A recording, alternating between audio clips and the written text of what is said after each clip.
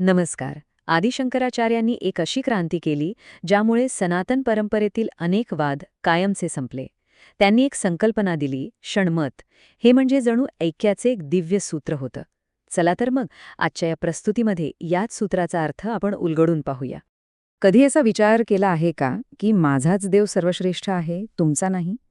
आज हे ऐकायला कदाचित थोडं विचित्र वाटेल, पण एक काळ असा होता जेव्हा याच विचारामुळे आपल्या समाजात मोठी फूट पडली होती. आणि हीच ती समस्या होती जिच्यावर शंकराचार्यांना एक अद्भुत उपाय सापडला. शंकराचार्यांच्या आगमनापूर्वी भारतातली परिस्थिती खूपच गुंतागुंतीची होती. उपासना करणारे अनेक पंथ होते आणि प्रत्येकाची आपापल्या दैवतावर प्रचंड श्रद्धा होती. पण त्या श्रद्धेसोबतच एक आग्रहही होता की आमचाच मार्ग श्रेष्ठ आहे. म्हणजे बघा, शैव म्हणायचे की केवळ शिवच परमतत्व आहेत.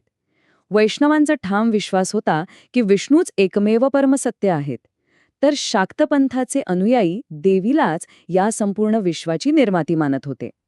आता या वेगवेगळ्या श्रद्धांमुळे झालं काय की एकाच धर्माच्या अनुयायांमध्ये एक वैचारिक दरी निर्माण झाली होती. ऐक्याला कुठेतरी तडा जात होता. आणि बरोबर अशाच काळात एका दिव्य व्यक्तिमत्वाचा उदय झाला.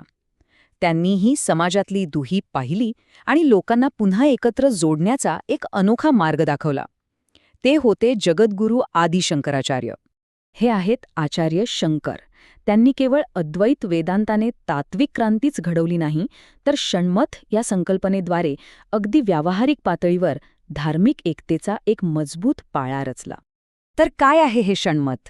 याचा अगदी सरळ अर्थ आहे 6 मार्ग. ही एक अशी सर्वसमावेशक उपासना पद्धती आहे जी सांगते की आपण ज्या प्रमुख 6 देवतांची पूजा करतो त्या खरं तर एकाच परब्रह्माची वेगवेगळी रूपं आहेत. मार्ग अनेक असतील, पण अंतिम सत्य ते एकच आहे. या 6 मार्गांमध्ये शंकराचार्यांनी त्या काळातल्या 6 मुख्य उपासना पद्धतींना स्थान दिलं. यात कोण कोण येतं?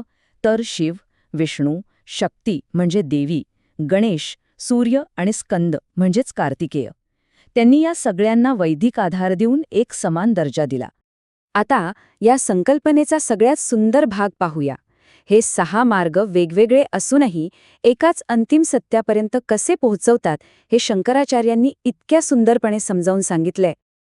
इथे बघा, प्रत्येक देवतेचं एक खास वैशिष्ट्य आहे, एक सार आहे. शिव हे ज्ञानाचं प्रतीक आहेत, तर विष्णू ते आपलं रक्षण करतात. शक्ती म्हणजे ह्या विश्वाची ऊर्जा. गणपती सर्व विघ्न दूर करतात. सूर्य जीवनाचा प्रकाश आहेत आणि स्कंद धैर्याचं प्रतीक. म्हणजे या वेगवेगळ्या गुणांची उपासना करता करता आपण त्या एकाच परमतत्वाच्या विविध पैलूंना ओळखत असतो. आणि या सगळ्याच्या मुळाशी एकच विचार आहे, अद्वैत विचार. शंकराचार्य सांगतात की हे सगळे देव म्हणजे सगुण ब्रह्म आहेत, म्हणजे गुणांनी युक्त साकार रूप. पण या सगळ्यांच्या पलीकडे एकच निर्गुण ब्रह्म आहे, जे निराकार आहे, गुणांच्या पलीकडचा आहे. आपण कोणत्याही रूपाची पूजा केली तरी ती शेवटी त्या एकाच अंतिम सत्यापर्यंत पोचते. आणि गंमत म्हणजे ही संकल्पना काही पूर्णपणे नवीन नव्हती. शंकराचार्यांनी ऋग्वेदातील याच शाश्वत सत्याला पुन्हा एकदा लोकांसमोर आणलं. एकम सद विप्रा बहुधा वदंती. याचा अर्थ सत्य एकच आहे, विद्वान लोक त्याला वेगवेगळ्या नावांनी ओळखतात. त्यांनी याच वैदिक विचाराला एक प्रकारे पुनरुज्जीवित केलं. बरं, एवढा मोठा तात्विक विचार सामान्य माणसाच्या रोजच्या आयुष्यात कसा आणायचा? त्यासाठी शंकराचार्यांनी एक अतिशय सोपी आणि प्रभावी पद्धत दिली, आणि ती म्हणजे पंचायतन पूजा. ही पूजा पद्धत खूपच सुंदर आहे. यामध्ये 5 मुख्य देवता शिव, विष्णू, देवी, गणेश आणि सूर्य यांची स्थापना केली जाते. जी आपली इष्ट देवता असेल तिला मध्यभागी ठेवायचं आणि बाकीच्या 4 देवतांना 4 दिशांना ठेवायचं आणि मग सर्वांची समान श्रद्धेने पूजा करायची.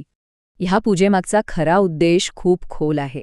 ही पूजा आपल्याला दररोज आठवण करून देते की जरी आपली एखाद्या देवतेवर विशेष भक्ती असली तरी बाकी सगळ्या देवता त्याच परमसत्याची रूपं आहेत. यामुळे मनात भेदभावाला किंवा द्वेषाला जागाच उरत नाही. तर मग शंकराचार्यांच्या या षण्मत संकल्पनेतून आज आपण काय शिकू शकतो? आपल्या आयुष्यासाठी यातनं काय घेण्यासारखं आहे? चला, काही महत्त्वाचे मुद्दे पाहूया. सगळ्यात महत्त्वाची शिकवण म्हणजे आपल्या इष्टदेवतेवर पूर्ण निष्ठा असणं हे चांगलंच आहे, पण इतर देवतांचा किंवा त्यांच्या उपासकांचा कधीही अनादर करू नये. प्रत्येक देवतेमध्ये त्याच एका परब्रह्माचं दर्शन घेण्याचा प्रयत्न करायला हवा. ही जी विविधता आहे ना, हेच आपल्या परंपरेचं सौंदर्य आहे.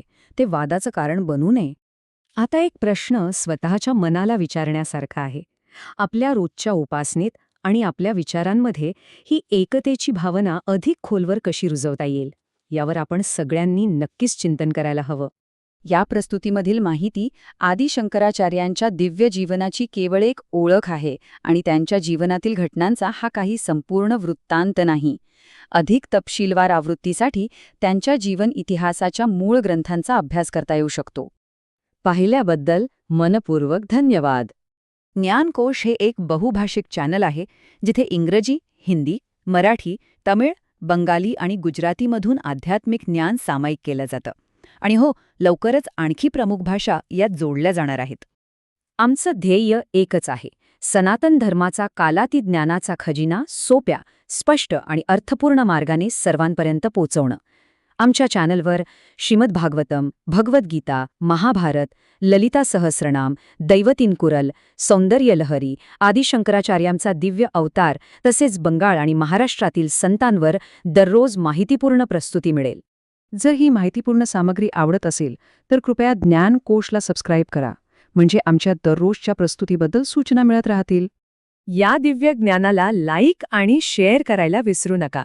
हे ज्ञान आपल्या कुटुंबासह, मित्रांसह आणि समाजात नक्कीच पसरवा.